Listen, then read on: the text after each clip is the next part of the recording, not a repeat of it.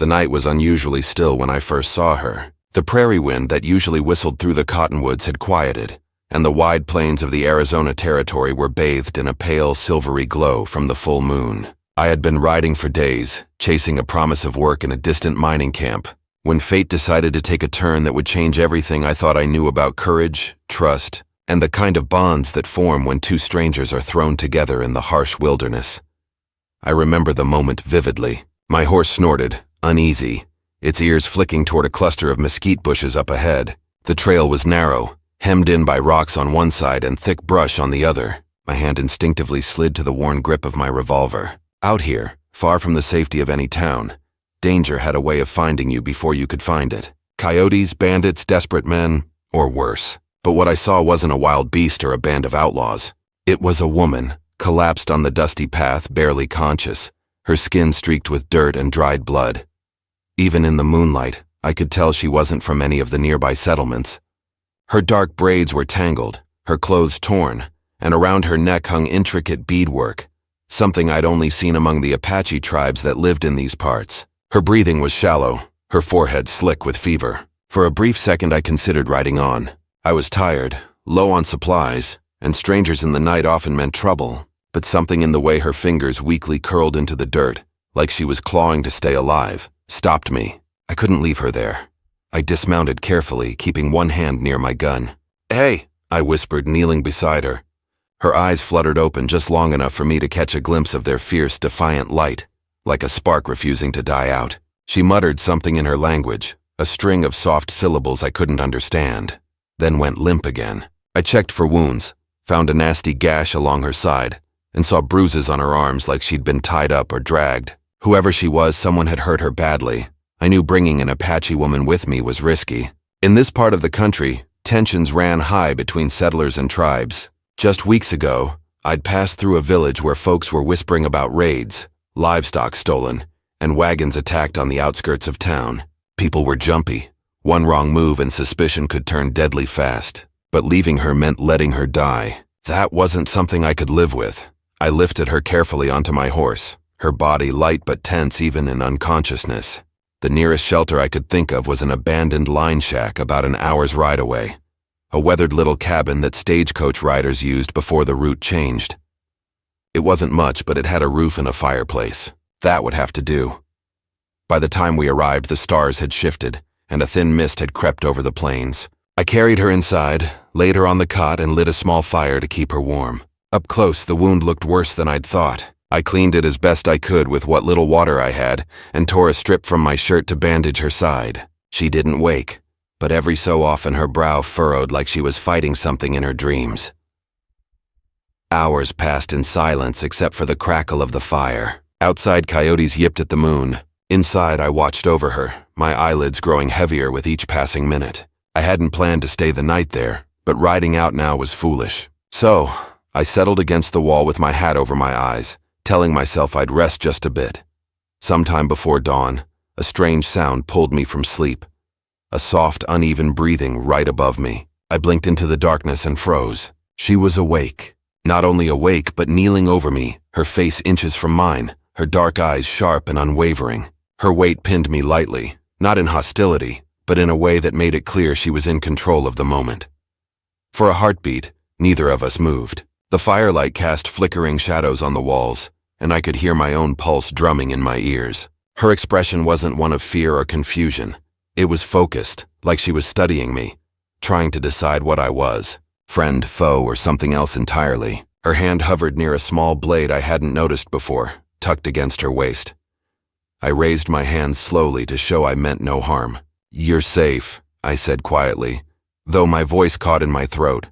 "I brought you here. You were hurt."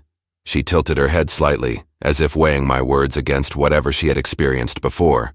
Then she spoke.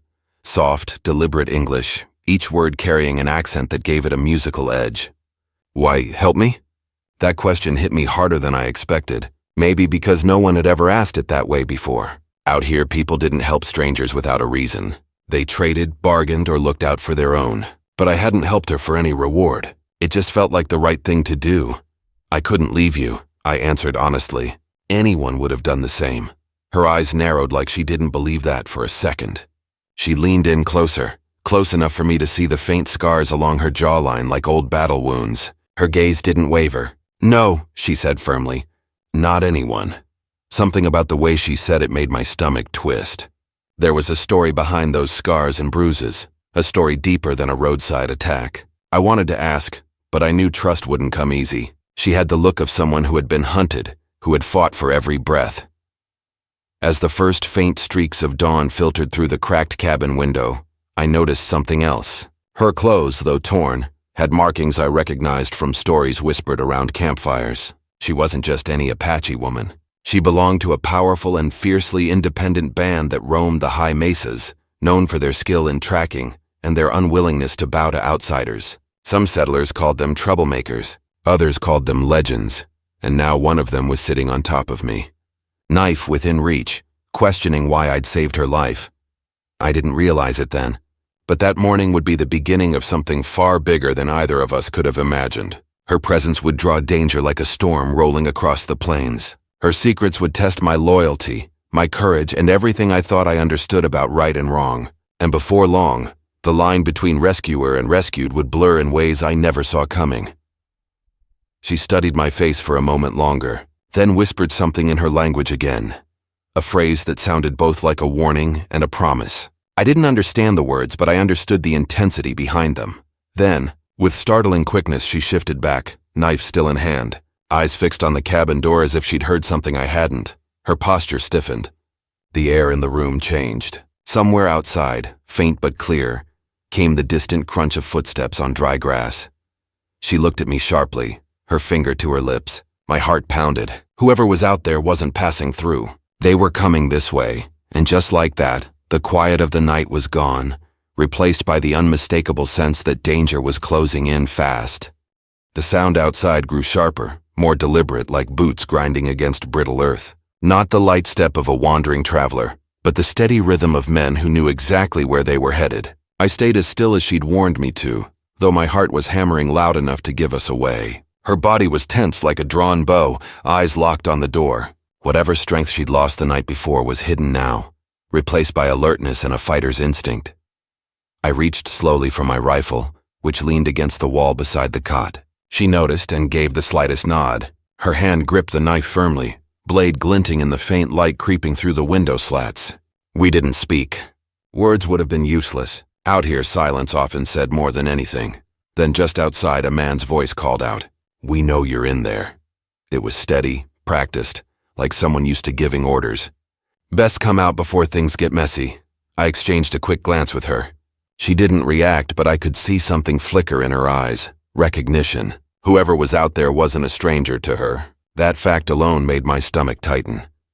I moved to the side window, careful not to make a sound. Through a crack in the wall, I spotted 3 figures. 2 stood with rifles slung at their sides, and the third, the one speaking, sat tall on a dark horse. Their clothes were dusty but well kept. Settlers or bounty men, not outlaws. One of the men held a lantern, its light cutting through the fog like a knife. The man on horseback spoke again. "You got something that belongs to us. Hand her over and we'll let you ride away clean." Her breath hitched ever so slightly, and she edged closer to the wall, keeping low. There was no mistaking it now. These men were after her. But what kind of trouble she was in, I had no idea. I had no time to ask either, I whispered. "You know them?" She didn't take her eyes off the door. "They hunt me." That was all she said, but it was enough to send a chill down my spine.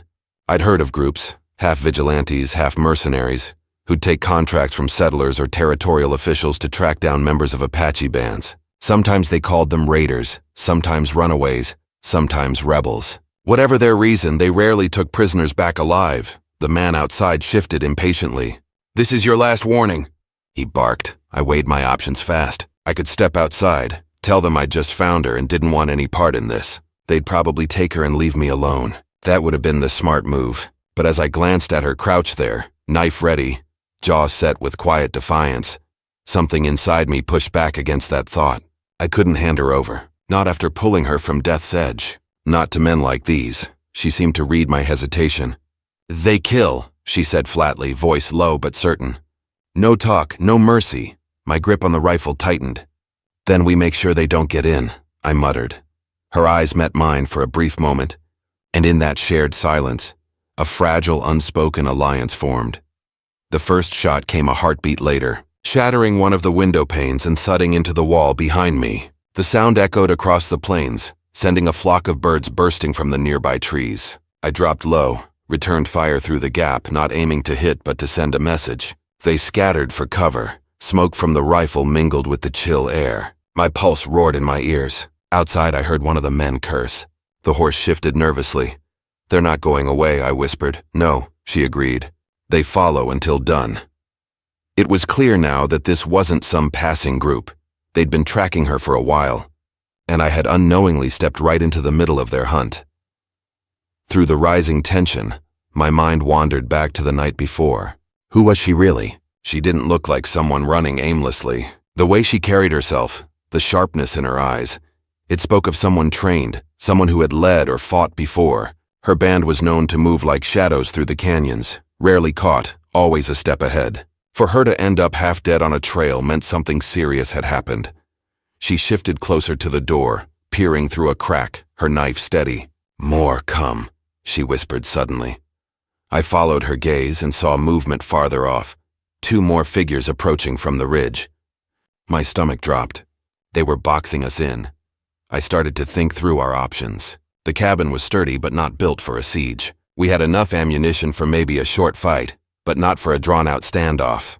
If they surrounded us completely, it'd only be a matter of time before they forced their way in or set fire to the place. She must have seen the calculation on my face because she spoke again. Her voice steady despite everything. "You leave, you safe. They want me." "Not happening," I said without thinking. "I'm not leaving you to them." She stared at me like she couldn't decide if I was brave or foolish. "Maybe both." "Why?" she asked softly. The question echoed the one she'd asked before. Why help her? Why stay? I didn't have a clean answer. Maybe it was stubbornness. Maybe it was a sense of justice. Or maybe deep down I couldn't stomach the thought of abandoning someone who'd already been through enough. The footsteps outside grew closer again. The leader's voice cut through the air. "You can't hold out forever." "She's wanted for more than you can imagine. She's dangerous. Wanted dangerous. Words meant to turn me against her." But as I glanced at her crouched there, fierce but fragile from her wounds, nothing about her seemed threatening to me. If anything, she looked like someone who'd been running too long. The fire in the cabin crackled softly, throwing shifting patterns on the walls. My thoughts were racing. "Who are they?" I asked quickly. She hesitated. Then finally said, "Sold to them. Escaped." The weight of those few words hit me like a blow. Sold. Escaped. She wasn't being hunted because she'd attacked anyone. She was being hunted because she'd broken, free from something brutal. Before I could ask more, a lantern came sailing through the broken window, flames licking at its sides. It shattered against the floor, fire spreading fast across the wooden boards. I grabbed the blanket from the cot and smothered it, coughing from the smoke. "They try to smoke us out," she said grimly. She was right. They were forcing us into the open. I glanced toward the back of the cabin, where a narrow door led to a slope that curved down toward a creek bed. If we moved fast and quiet, maybe we could slip out before they circled all the way around. I leaned close and whispered my plan. She listened, eyes flicking between me and the door, then gave a small nod. We gathered what little we could, my rifle, a canteen, and the knife she carried like an extension of her own arm. I pushed the back door open slowly, its hinges creaking just enough to make us both flinch. The mist outside had thickened, swallowing the trees and brush in a pale haze. We slipped into it like ghosts, keeping low. Every sound felt amplified, the crunch of dirt beneath our boots, the distant murmur of the men circling the cabin, the crackle of the dying fire inside. For a moment, I thought we might actually make it. But then a shout rang out behind us. "There! By the creek!" I grabbed her hand instinctively and ran. The ground sloped unevenly, rocks shifting beneath our feet. She moved fast despite her injury, nimble and sure-footed. Shots cracked through the morning air, one hitting the dirt inches from my boot. We reached the creek bed, half dry from the summer heat, and ducked behind a cluster of boulders. She pressed her back against the stone, breathing hard but steady, scanning the ridge above. "They hunt long," she said almost to herself. "They not stop." I looked at her, really looked at her. In the span of a single day, I'd gone from a lone traveler to a man caught in a storm far bigger than himself. She wasn't just any runaway. She carried a story that powerful men wanted buried, And now, whether I liked it or not, I was part of it. Somewhere behind us, the leader's voice carried through the fog. Colder now. Run if you want. We'll find you. The sun was starting to climb over the hills, turning the mist to pale gold. But the light didn't bring safety. It only revealed how far we were from help. She met my gaze again, her expression unreadable, but in her eyes, there was something fierce, a spark that said she wasn't done fighting. And as the sound of horses drew closer, I realized neither was I. The creek bed curved like a winding scar through the land, its shallow water catching the first light of morning. We crouched behind the boulders, listening as the shouts of the men grew sharper. They were closing in, but cautiously now. They knew we were armed and desperate, which made us dangerous. The air was thick with the smell of wet earth and gunpowder. My hands tightened around the rifle, though I could feel the weight of every bullet I had left. We couldn't outrun horses for long, and hiding wouldn't buy us much time. She scanned the ridge, her dark eyes flicking from one shadow to another. Even with the pain etched in her face, she moved like someone born to these lands, alert, focused, reading the wind and ground like a map. She wasn't just surviving. She was thinking ahead. I whispered, "They'll flush us out sooner or later." She nodded, not taking her eyes off the ridge. "We go east, canyons. Hard for horses." East meant rough terrain, dry gullies, thorny brush, and jagged rock outcrops. If we made it there, we might slow them down. But that also meant moving through land she knew far better than I did. Out here, one wrong turn could lead to a dead end or worse. Before we could move, a sharp whistle cut through the air. I recognized it as a signal. Moments later, 2 gunshots echoed from somewhere behind us, followed by the sound of hooves striking the rocky ground above. They were trying to flank us. I glanced at her. She didn't hesitate. "Now!" she whispered, and darted along the creek bed with surprising speed. I followed, boots splashing in the shallow water, heart pounding with every step. The sun rose higher, burning off the mist, exposing the open land around us. The feeling of being watched pressed down like a weight. As we neared a bend, I saw the land rising into a tangle of boulders and scrub. She pointed ahead. "There," she said. Hidden trail. We scrambled up a narrow path barely visible between the rocks. From below, it would have looked like nothing more than a wall of brush. As we climbed, I caught glimpses of riders in the distance, their silhouettes moving like dark specks against the sunlit plain. They weren't giving up. Halfway up, she stumbled, clutching her side where the wound still hadn't fully healed. I reached out, steadying her before she could fall. She didn't thank me, just nodded once, gritting her teeth and pushing forward. That small moment said more than words could. She didn't want pity, just survival. When we finally reached a flat ledge, she motioned for me to crouch. From here, the creek bed below stretched out like a narrow ribbon, and the men chasing us were scattered, searching for tracks. The leader on the dark horse sat still, scanning the terrain like a hawk. Even from this distance, I could sense his patience. He wasn't a fool. We sat in silence, catching our breath. She pulled a small leather pouch from beneath her torn clothes and opened it just enough for me to see inside. There were beads, some kind of folded cloth, and what looked like a carved wooden emblem. She caught me looking and closed the pouch quickly. "It's important, isn't it?" I asked quietly. She hesitated before nodding. "They want this. More than me." The weight of that statement sank in. Whatever she carried, it wasn't just personal. It was something powerful enough to make armed men chase her across miles of wilderness. I didn't press her for more, but my mind spun with possibilities. It could be a tribal artifact, something sacred, or it could be information, maps, symbols, something that outsiders believed had value. Whatever it was, it tied her fate to this hunt and now mine too. She stood slowly, scanning the horizon again. "We moved," she said simply. We followed a narrow path that wound deeper into the rocks. The land here felt different, quieter, older. Ancient petroglyphs were carved into the stone walls, faded but still visible. She ran her fingers lightly over one as we passed, her expression unreadable. Hours passed as we moved through the canyons. The sun climbed high, baking the earth. My canteen grew lighter and exhaustion crept in. Every step felt heavier, but she never slowed. Occasionally, she'd stop, crouch, and study the ground, as if listening to the land itself. At one point, she led us to a shaded alcove beneath a rock overhang. It was small, hidden from view, with just enough room to rest.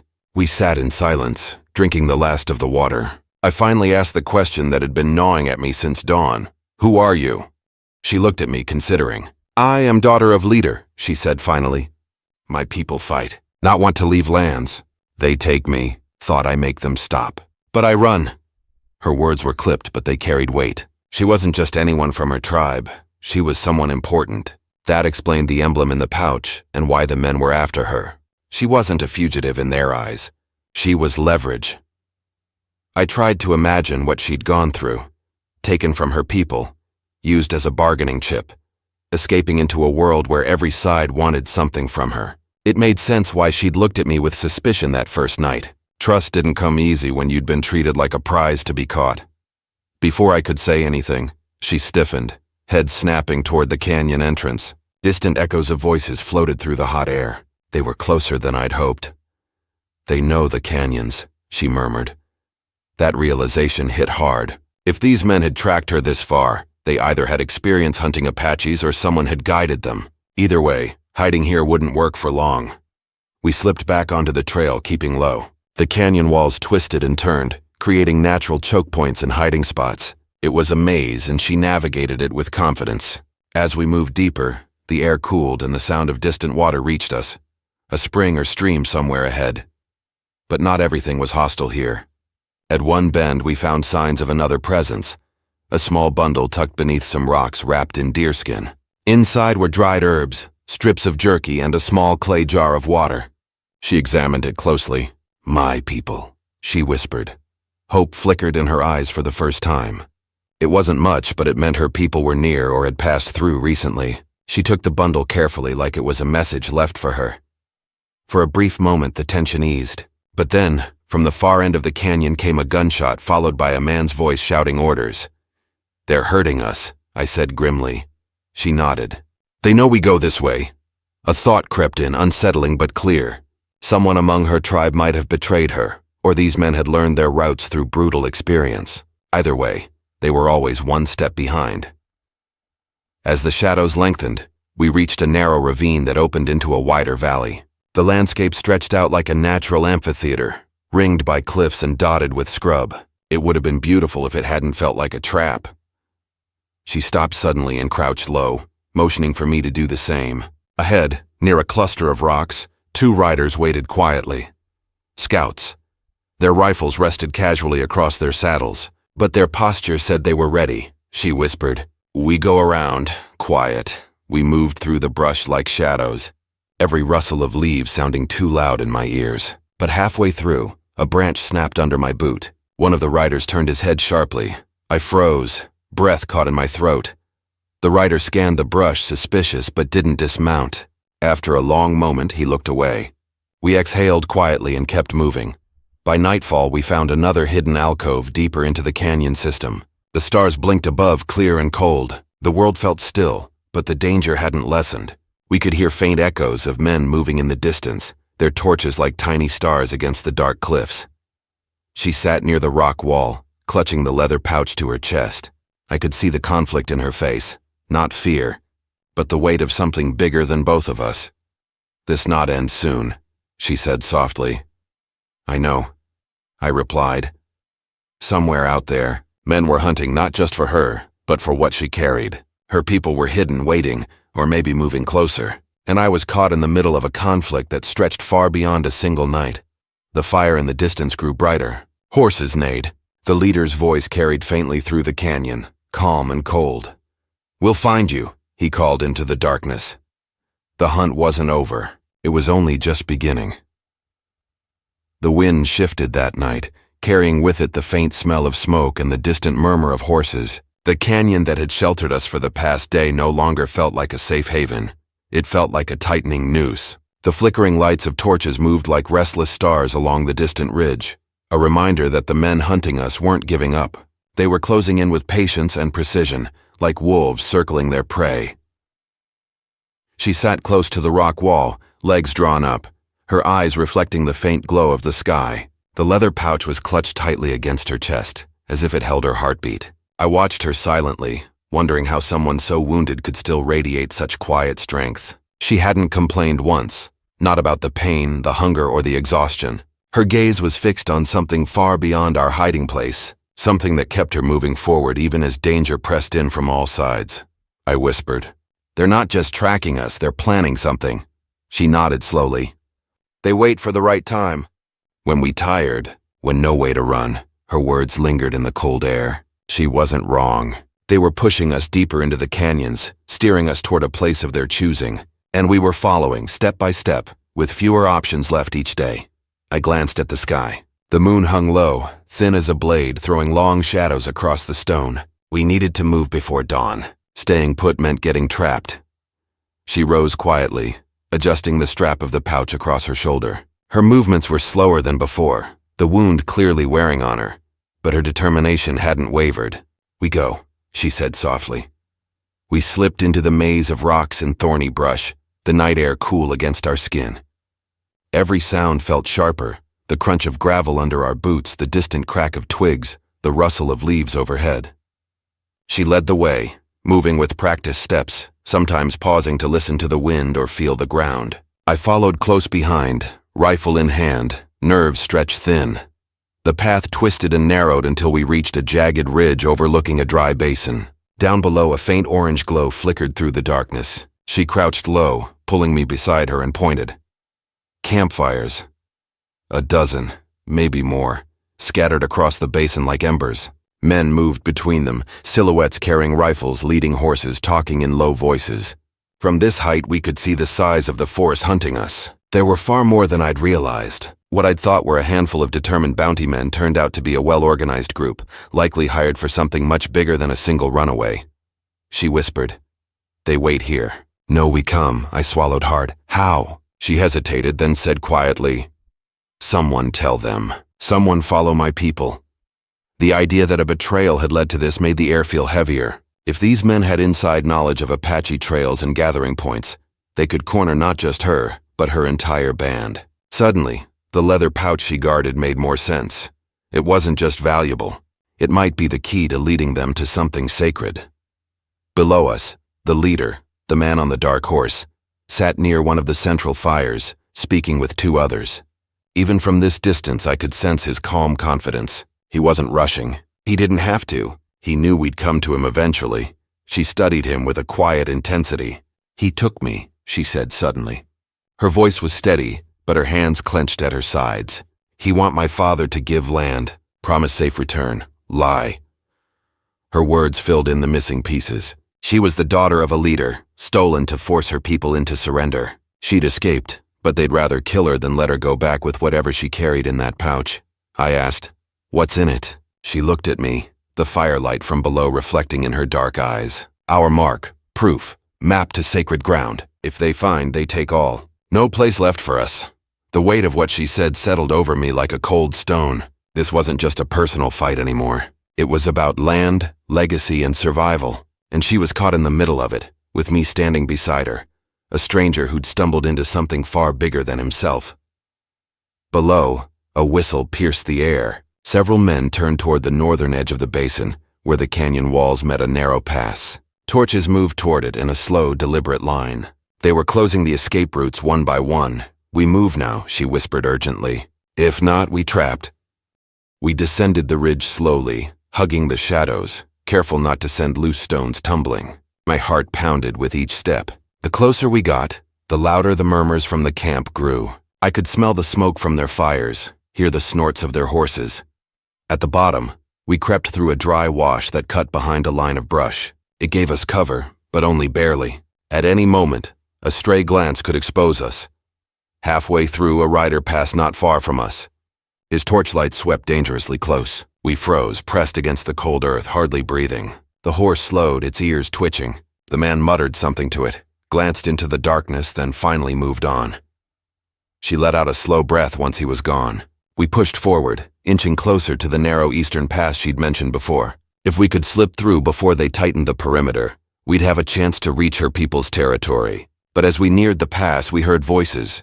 Two men posted there, their rifles resting casually but their eyes alert. She touched my arm, motioning for silence, and pointed to a rocky ledge above them. It was steep, but if we climbed it quietly, we might get past without a fight. I nodded and we began to ascend, hands and feet finding quiet holds on the stone. The climb was slow and treacherous. Small pebbles slid under my boots, threatening to give us away. My muscles burned, but the thought of being caught kept me moving. She moved with surprising grace despite her wound, reaching the ledge first and helping me up. From there, we crawled along the edge, barely a body's width of space between the rock face and the drop below. My palms were slick with sweat, the air so still I could hear my heartbeat. Below us, the two guards laughed at something, their voices echoing off the canyon walls. If either of them happened to look up, it would be over. We were almost past when the rock beneath her foot gave a sudden sharp crack. A chunk tumbled down, bouncing off the ledge and landing near the guards with a dull thud. They stopped laughing. "What was that?" one of them said. Torches tilted upward. She and I froze, pressed against the cold stone, our breaths shallow. The torchlight swept dangerously close, illuminating the edges of the ledge. One of the guards stepped forward, rifle in hand. "Someone's up there," he said. My mind raced. If they climbed up after us, we'd be pinned. I raised my rifle slowly, careful not to make noise, lining up a shot. She shook her head quickly, signaling me to wait. Then she pointed to a loose boulder a few feet away.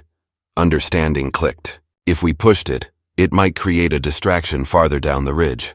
I shifted carefully, braced my shoulder against the rock and shoved. It rolled down with a heavy crash, bouncing against the canyon floor and breaking into pieces. The guards spun toward the noise. "Over there!"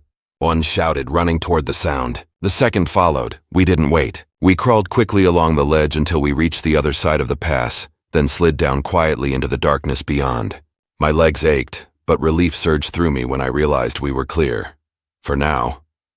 We moved east through the night, deeper into lands that grew more rugged with every mile. She told me her people were gathering not far from here, preparing for what they feared might be a fight for their home. But as the first light of dawn touched the horizon, the sound of hoofbeats returned. This time they were closer, faster. The leader's men had discovered the empty ledge. They were coming after us with everything they had. She stopped on a rocky rise and turned back, her silhouette sharp against the pale sky. Her face was set, fierce and determined. "They will not stop now," she said. "This ends soon." The rising sun revealed dust clouds on the horizon, riders approaching in force. My chest tightened as the full scale of what was coming settled over me. We were outnumbered, low on supplies and running out of ground. The final confrontation was no longer a distant threat. It was riding straight toward us, and there was no turning back. The night after the standoff felt strangely quiet, almost too still for a town that had been on edge for so long. The storm clouds had drifted away, leaving a sky so clear that the stars shone like 1,000 watchful eyes. I sat outside the small house near the edge of town where she rested, the same woman whose presence had turned my world upside down. It was hard to believe how much had changed in such a short time. Just days ago, she was a mysterious figure found wounded in the desert. Now, she had become the key to uncovering a tangled web of fear, betrayal, and courage that stretched across the plains. The townsfolk were finally starting to talk to her, cautiously at first. She didn't reveal everything, but bit by bit she shared pieces of her story. She spoke of how her people had been driven from their lands, of how she'd crossed paths with a group of men who planned to seize the town's resources and use the ongoing tensions as cover. She had overheard their plans and escaped, only to be injured in the desert. When I'd found her that night, unconscious and alone, I had no idea she carried knowledge that could decide the fate of our town. In the days after the confrontation, we worked together to clean up the damage. The outlaw gang that had threatened us had scattered after their leader's capture. Some fled into the mountains. Others were rounded up by the sheriff's men. But beneath the surface of relief there was an unspoken understanding. The danger had changed shape, not disappeared. People whispered that more outlaws might come, or that those who'd escaped would seek revenge. Every creak of a wagon wheel, every howl of the wind down the empty streets made hearts jump. She stayed close by during that time, moving through the town with a quiet grace that drew both respect and unease. Some were curious, some suspicious. A few still avoided her entirely. But she didn't let their fear shape her actions. She helped rebuild the fences, fetched water from the well, and worked alongside the blacksmith to repair the damaged wagons. It wasn't just her strength that stood out. It was her determination to do right by people who hadn't yet decided whether they trusted her. I found myself spending more time near her, sometimes helping with small tasks, other times just talking beneath the evening sky. She told me more about her past, how she had grown up learning the ways of the land, how her father had taught her to read the signs of storms, and how she had lost her family when soldiers pushed their band out of their territory. She had survived through sheer will, navigating dangerous terrain, harsh weather, and hostile strangers. Yet when she spoke of those times, her voice wasn't bitter. It was steady, like someone who had accepted pain but refused to let it define her. One night as we sat near the fire outside, I finally asked the question that had been lingering since that first morning. Why were you on top of me when I woke up? She stared at the fire for a long moment before answering. The men who chased me had followed my trail. I heard them in the night. You were still sleeping. I didn't know if they'd come through your camp. I was listening to the ground, to the air. I needed to keep us both alive. Her answer left me speechless, not because it was dramatic, but because it was so simple and real. She hadn't done it out of aggression or confusion. She had done it out of instinct, out of care, even for someone she didn't know. That was the kind of strength she carried. Not loud, not boastful, but unshakable. As word spread of what she had done to help defend the town, attitudes began to shift. The blacksmith's wife brought her a warm shawl one morning. The general store owner started greeting her with a nod instead of silence. Even the sheriff, who had been skeptical of her from the beginning, tipped his hat when she passed. It didn't happen overnight, but slowly she became less of an outsider and more of a figure people respected. Meanwhile, the captured leader of the gang was tried in the small courthouse. The testimony from townsfolk, including mine, painted a clear picture of their plot. They had intended to take over the town's transport routes, control the trading lines, and use fear to keep the people in line. It was her information that had given us the advantage to confront them before they struck. She never asked for credit, but everyone knew the truth. As the weeks passed, life returned to something that resembled normal. Wagons rolled again. Children laughed in the dusty streets. The saloon piano played late into the evenings, but something inside me had shifted. I couldn't look at the horizon without remembering the night I found her, the way everything had changed when our paths crossed. One afternoon, as the sun set low over the hills, painting the sky in orange and gold, she came to me with her small pack slung over her shoulder. I need to go, she said simply. My heart tightened at those words. I knew it was coming. She was never one to stay in one place for too long. She had her own path, her own people to find, maybe her own unfinished story waiting beyond the hills. But it still hit harder than I expected. You've done more for this town than anyone could have asked, I told her. You've done more for me. She gave a faint smile. And you for me. You didn't have to help a stranger that night, but you did. We walked together to the edge of town where the land stretched wide and wild. She paused there, turning to take one last look at the small village that had once treated her like a ghost. Then she looked at me. The land has a way of bringing people together for a reason, she said softly. Maybe one day it will again. With that, she walked off into the fading light, her silhouette growing smaller against the vast landscape until it was just a part of the horizon. I stood there for a long time, feeling both the ache of her absence and the strange warmth of having known her. The town never forgot her. Her story became part of the local talk, how a stranger from the desert had warned them, fought beside them, and changed their way of seeing the world. And for me, she remained a reminder that sometimes the most unexpected encounters shape our lives in ways we can't foresee. Whenever the wind picked up at night and rustled through the old wooden buildings, I'd find myself looking toward the hills, half expecting to see her returning with that same quiet strength in her eyes. She had come into my life like a sudden storm, unexpected, intense, unforgettable, and left behind a calm that changed everything. The conflict had ended, but the memory of it stayed, woven into the land and the people who had lived through it. Her courage, her resilience, and the strange, fateful night we met became a part of me, as real as the dust under my boots and the endless sky above.